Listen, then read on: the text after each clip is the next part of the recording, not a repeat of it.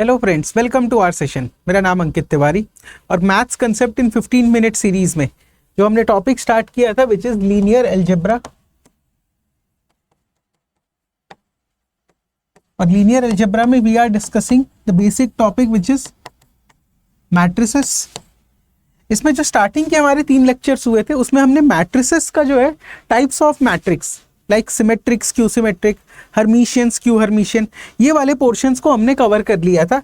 अब आज हम जो है एक बहुत बेसिक पार्ट स्टार्ट करेंगे विच इज़ वेरी इंपॉर्टेंट। ठीक, अगर आप आज का कंसेप्ट समझते हो तो आगे ये पूरा का पूरा नॉट ओनली मैट्रिसेस, पूरा का पूरा लीनियर अलजेब्रा में भी इसी चीज़ का आपको यूज़ करना है। What is this? I am going to learn how to express matrix into its row reduced echelon form।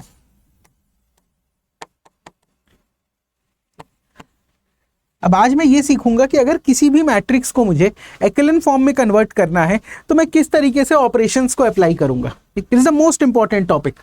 एक बार अगर आप इस फॉर्म में लिखना सीख गए तो फिर ये पूरा का पूरा linear algebra, not only matrices, ये बहुत अच्छे से कवर हो जाएगा। ठीक, तो देखो, सबसे पहले मैं आपको बेसिक डेफिनेशन लिख देता हूं कि भाई एक्लन फॉर्म होता क्या है, फिर हम लोग इसको क्वेश्चन के थ्रू देखेंगे।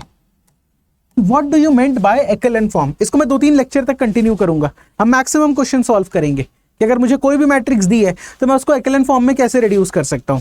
तो एक्लन फॉर्म में याद रखिएगा, the first non zero element, first non zero element in each row should be 1। ठीक, हर एक रो का जो पहला नॉन जीरो एलिमेंट होना चाहिए वो होना चाहिए हमेशा 1। ठीक है, और ये जो नॉन जीरो एलिमेंट है इसी को मैं कहता हूं, इसका एक और नाम यूज करती है किताबें, लीडिंग एंट्री। लीडिंग एंट्री कि जो पहला लीडिंग एंट्री या पहला नॉन जीरो एलिमेंट होना चाहिए हर एक रो का, वो होना चाहिए हमेशा 1। ठीक, सेकंड क्या क्राइटेरिया होता है एक्लन फॉर्म का? सेकंड ये होता है कि row of zero elements should be last if it exist. देखिए, जो ब्रैकेट वाला टर्म है इसको समझना जरूरी है कि अगर रो ऑफ जीरो एग्जिस्ट कर रहा है, ठीक है, इफ इट एग्जिस्ट, नहीं एग्जिस्ट कर रहा तो इग्नोर कर देना इस कंडीशन को, बट अगर एग्जिस्ट कर रहा है तो वो सबसे आखिरी होना चाहिए। The row of zero elements should be last if it exist. If it exist, तो these are the 2 conditions for echelon form. These are the 2 conditions for echelon form. और एक और कंडीशन है विच इज इंपॉर्टेंट वन, कि अगर मैं इसको लिखूं थर्ड कंडीशन को, कि each leading entry is to be in column, to the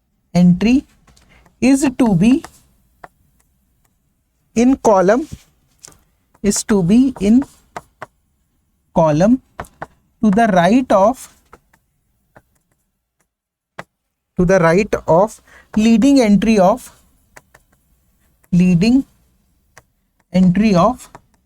previous row.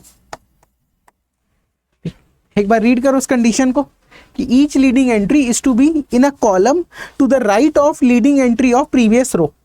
इसका मतलब क्या हो रहा है कि जो प्रीवियस वाला रो, मतलब इसके ऊपर वाला जो रो था, ठीक, उसके लीडिंग एंट्री के हमेशा राइट में होगा उसके बाद वाला leading entry. For example, suppose I am return a matrix 3 1 2 0 0 1, या इसको ऐसे लिख देते हैं 1 0 4। ठीक, if it is return like this, तो क्या ये एक्लन फॉर्म में है? चलो कंडीशन चेक करते हैं। कंडीशन 1 क्या था? The first leading entry in each row should be 1। इस वाले रो में पहला एंट्री 1 है, इसमें भी 1 है, इसमें भी 1 है, तो कंडीशन 1 तो सेटिस्फाइड है। ठीक, कंडीशन 2 क्या था कि अगर रो ऑफ जीरो एग्जिस्ट करेगा तो वो सबसे आखिरी में होगा। क्या रो ऑफ जीरो एग्जिस्ट कर रहा है? नहीं।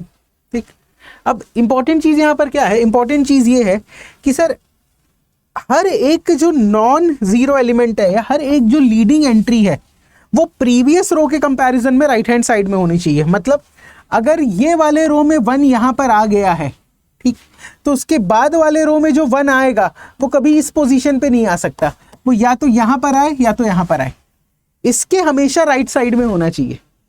ठीक, प्रीवियस रो के जो लीडिंग एंट्री है उसके हमेशा राइट हैंड साइड में। तो देखो यहां पर कहां पर है, या तो यहां आ सकता था या यहां आ सकता था, तो ये वाला कंडीशन तो ठीक है, बट अगर यहां पर 1 आ गया तो ये वाला जो 1 है ये प्रॉब्लम कर रहा है। क्यों? क्योंकि ये 1 जो है इस प्रीवियस रो के राइट साइड में होना चाहिए, ये वाला 1 जो है वो प्रीवियस रो के राइट साइड में होना चाहिए। Therefore this is not echelon form, therefore this is not echelon form.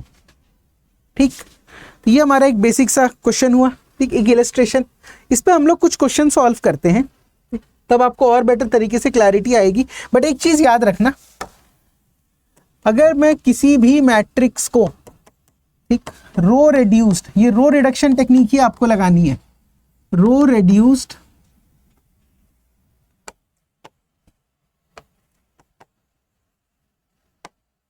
एक्लेन form में कन्वर्ट करूं तो इसमें जो रैंक ऑफ मैट्रिक्स होता है it is equal to number of non zero rows, number of non zero rows के बराबर। ठीक, एक्लेन फॉर्म का सबसे बड़ा एडवांटेज यही है कि अगर मैं इसको एक्लेन फॉर्म में कन्वर्ट कर लूं किसी भी मैट्रिक्स को, तो जो नंबर ऑफ नॉन जीरो रोज होते हैं वो हमेशा मुझे रैंक बताते हैं। They always tells me about the rank of a matrix, they always tells me about the rank of a matrix. ठीक, तो ये एक पॉइंट इंपॉर्टेंट है।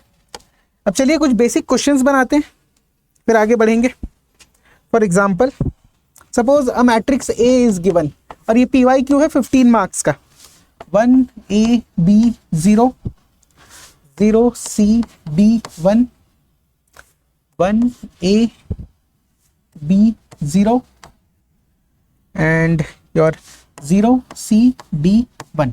ठीक, this is the matrix, we need to find the rank of a matrix. Question क्या है? Find rank of a matrix. Rank of a matrix को ये सिंबल से भी डिनोट करते हैं, रैंक ऑफ अ मैट्रिक्स को ये वाले सिंबल से भी डिनोट करते हैं। ठीक, तो अब बताओ कैसे सॉल्व करेंगे? आपको सिर्फ रो रिडक्शन टेक्निक अप्लाई करनी है।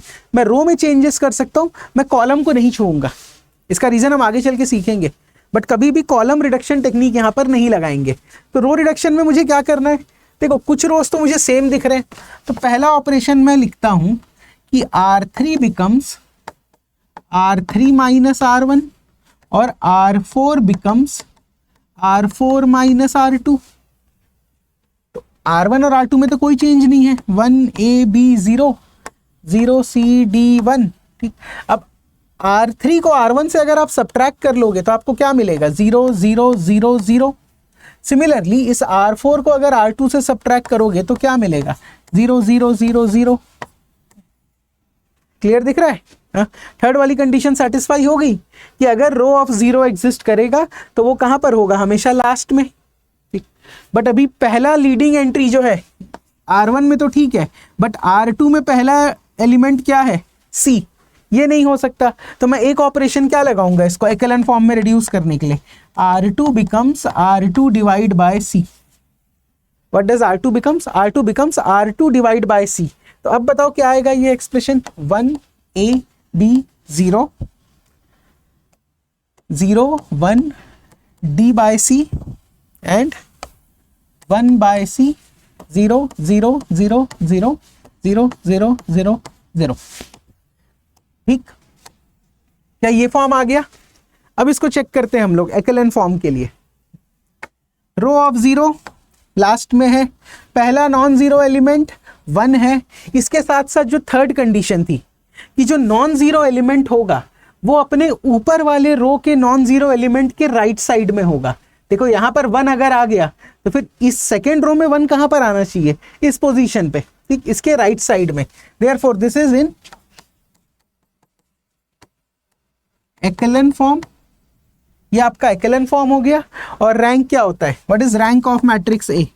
रैंक होता है number of non zero rows, number of non zero rows in row reduced echelon form. तो कितने नॉन जीरो रो हैं, पहला दूसरा, तो rank of this matrix is 2, rank of this matrix is 2। तो इस तरीके से मैं किसी भी मैट्रिक्स को एक्लेन फॉर्म में रिड्यूस कर सकता हूं। ठीक, इसके जितने ज्यादा क्वेश्चंस बनाओगे उतना ज्यादा हमको और प्रैक्टिस होगा। ठीक, इसलिए मैंने कहा था कि इसके हम 2-3 सेशंस लेंगे, इस पे सिर्फ और सिर्फ क्वेश्चन सॉल्व करेंगे, नथिंग एल्स। चलो बताओ इसका आंसर।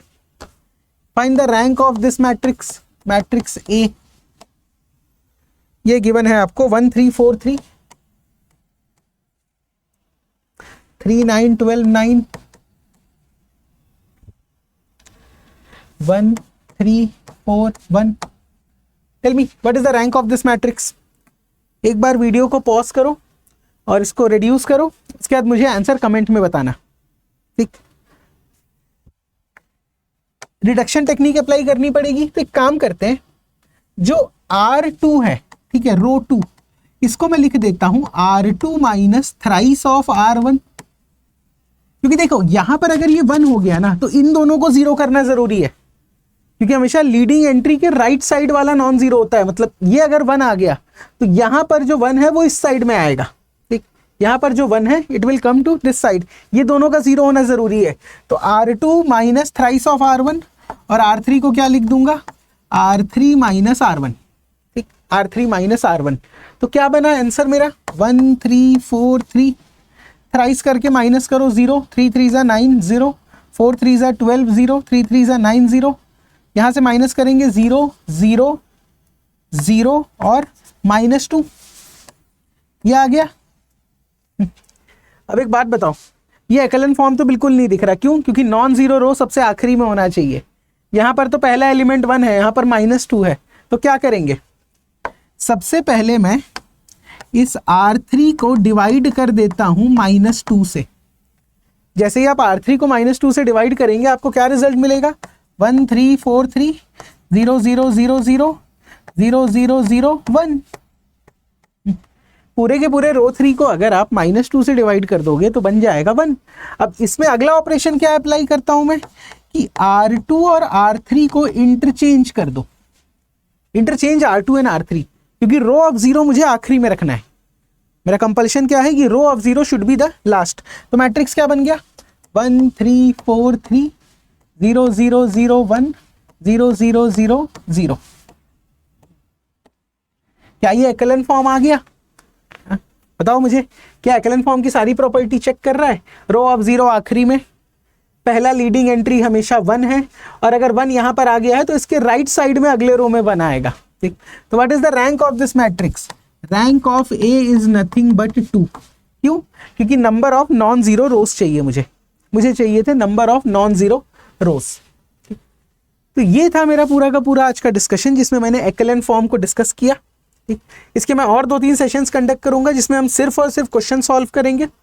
बट उसके पहले मैं आपको सजेस्ट करूंगा कि भाई इन पॉइंट्स को याद रखना, क्योंकि इन्हीं पॉइंट्स के अक्रॉस में रिडक्शन टेक्निक अप्लाई कर रहा हूं। और रिडक्शन करते वक्त सिर्फ और सिर्फ रो का रिडक्शन करेंगे, ना कि कॉलम का रिडक्शन। ठीक, ये था हमारा आज का सेशन। अगर कोई भी क्वेरी है रिगार्डिंग मैथमेटिक्स ऑप्शनल तो आप मुझे इस ईमेल आईडी पर मेल कर सकते हैं @studiiq.com। ठीक, और जो मैथ्स ऑप्शनल के नया बैच है वो भी 7 जनवरी से स्टार्ट हो रहा है। तो अगर आप एनरोल करना चाहते हैं तो आप अभी एनरोल कर सकते हैं एट अ डिस्काउंटेड प्राइस, क्योंकि जो बैचेस हैं वो 7 जनवरी से शुरू होंगे। ठीक, तो चलिए आज का सेशन एंड करते हैं। नेक्स्ट सेशन भी हमारा प्रैक्टिस सेशन ही होगा, जिसमें हम लोग एक्लेन फॉर्म के और 4-5 क्वेश्चन सॉल्व करेंगे। ठीक, चलिए फिर, थैंक यू।